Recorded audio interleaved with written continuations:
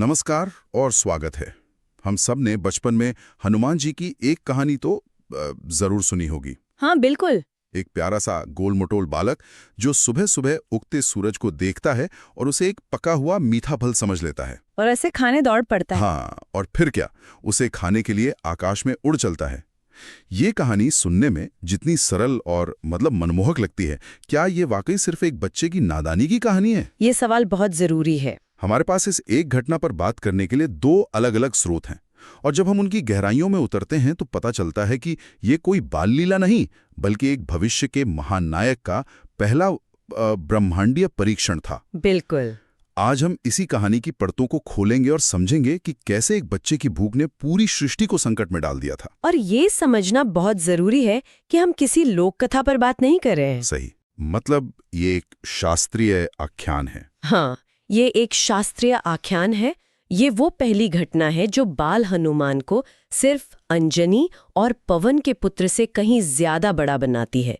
ये उनके चरित्र की नींव रखती है, उनके उद्देश्यों को परिभाषित करती है और हमें पहली बार उनकी असीम शक्ति की एक कह सकते हैं भयावह और अद्भुत झलक दिखाती है। तो चलिए उस सुबह में वापस चलते हैं। कल्पना कीजिए, अंजनी के लाल हनुमान, जो जन्म से ही अद्भुत शक्तियों के स्वामी थे, खेल रहे हैं। जी।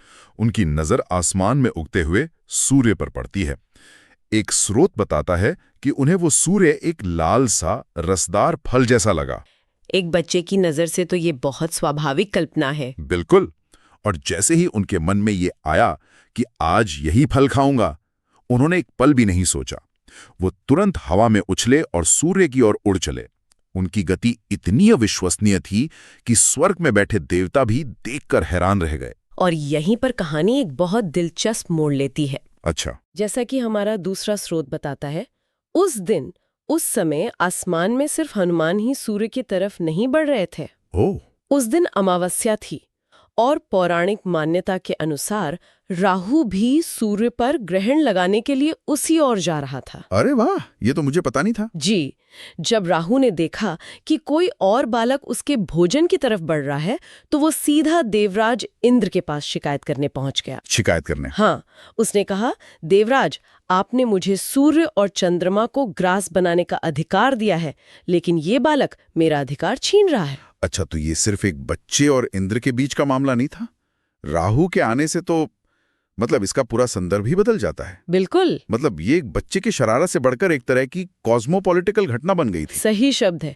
ये एक कॉस्मोपॉलिटिकल घटना थी, जहां देवताओं के दिए हुए अधिकार और ब्रह्मांड के नियमों का सवाल खड़ा हो गया था।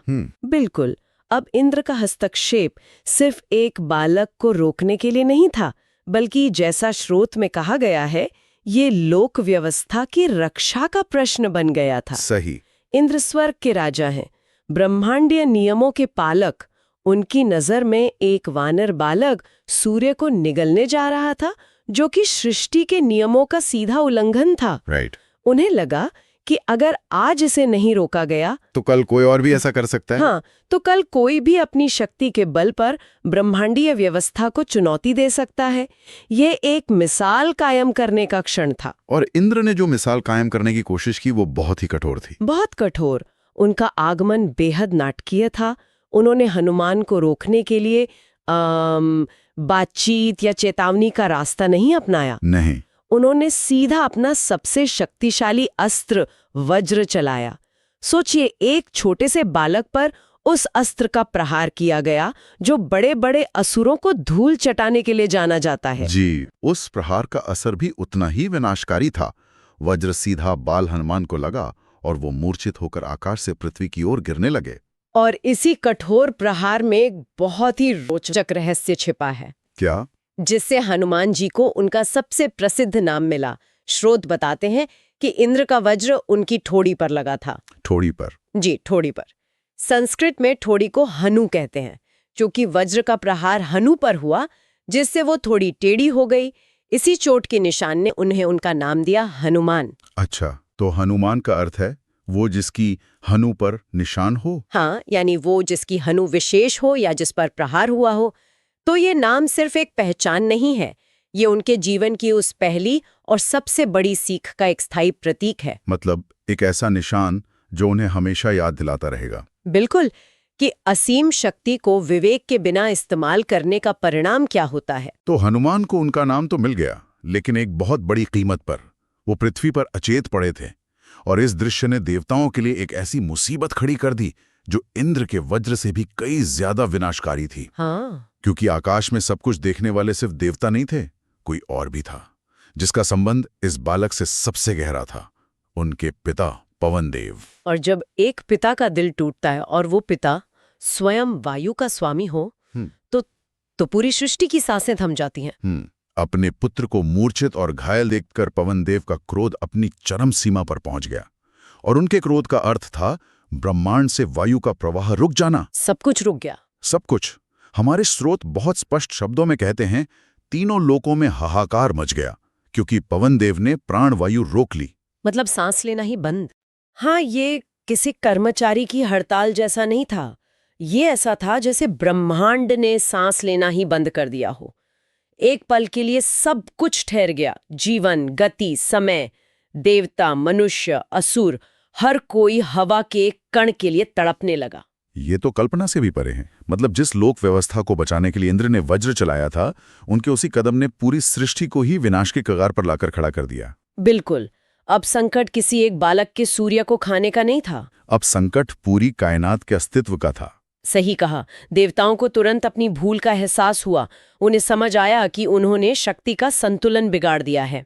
अब उन पर भारी दबाव था।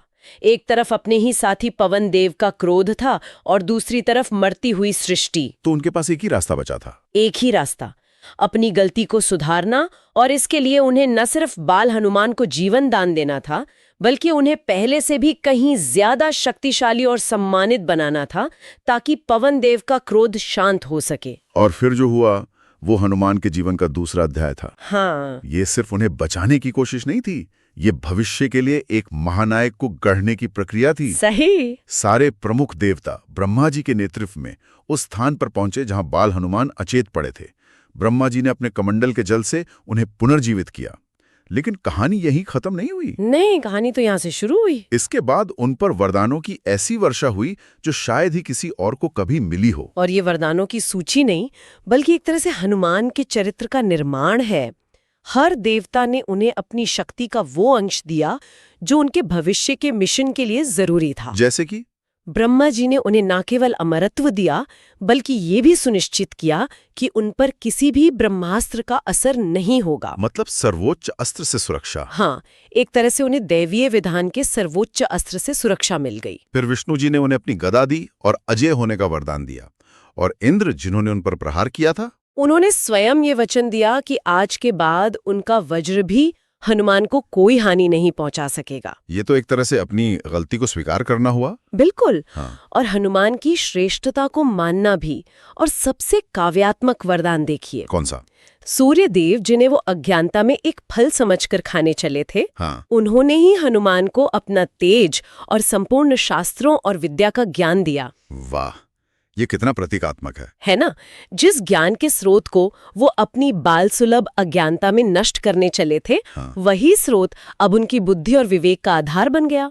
एक तरह से सूर्य उनके पहले गुरु बने। मतलब जिस शक्ति के स्रोत को वो जीतने चले थे, उसने उन्हें अपना शिष्य बना लिया। ये तो अद्भुत है। यही नहीं, अग्निदेव ने वरदान दिया कि अग्नि उन्हें कभी जला नहीं सकेगी।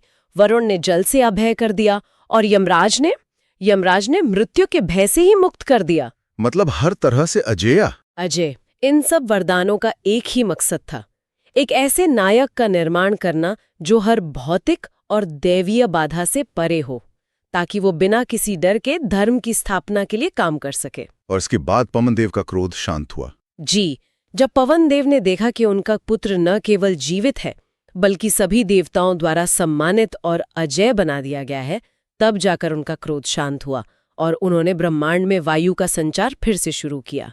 तो ये पूरी घटना जो एक फल खाने की इच्छा से शुरू हुई थी, उसका अंत एक महानायक के उदय के साथ हुआ। बिल्कुल। जब हम इस कथा के सार को समझने की कोशिश करते हैं, तो एक स्रोत कहता है कि यह कहानी सिखाती है कि शक्ति के साथ विवेक और मर्यादा का होना कितना जरूरी है। हनुमान के पास शक्ति तो थी, पर उस समय विवेक एक बालक का था, और इसी असंतुलन ने इतना बड़ा संकट खड़ा किया। और दूसरा स्रोत इसी विश्लेषण को और गहरा करता है। वो इसे शास्त्रीय शिक्षा का नाम देती है और 3 मुख्य बिंदु सामने रखती है। अच्छा, क्या है वो 3 बिंदु? पहला, हनुमान जी की शक्ति ईश्वर प्रदत्त है। ये उनकी अपनी कमाई हुई नहीं है, बल्कि जन्म और वरदानों से मिली है। ये उन्हें हमेशा विनम्र रहने की याद दिलाता है। दूसरा, वे बाल्यकाल से ही देवताओं द्वारा पूजित और सम्मानित थे, जो उनकी दिव्यता को स्थापित करता है। और तीसरा बिंदु जो शायद सबसे महत्वपूर्ण है। तीसरा बिंदु उनके पूरे जीवन का सार है।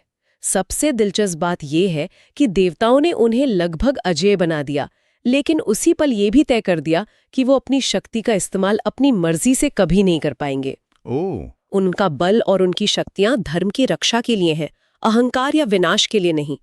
ये एक तरह का दिव्य बंधन था जो उन्हें महानायक बनाता है, स्वच्छंद नहीं। मतलब ये पहली और आखिरी बार था जब उन्होंने अपनी शक्ति का इस्तेमाल अपनी इच्छा से किया। बिल्कुल। सूर्य को निगलने का प्रयास उनका पहला और आखिरी मौका था।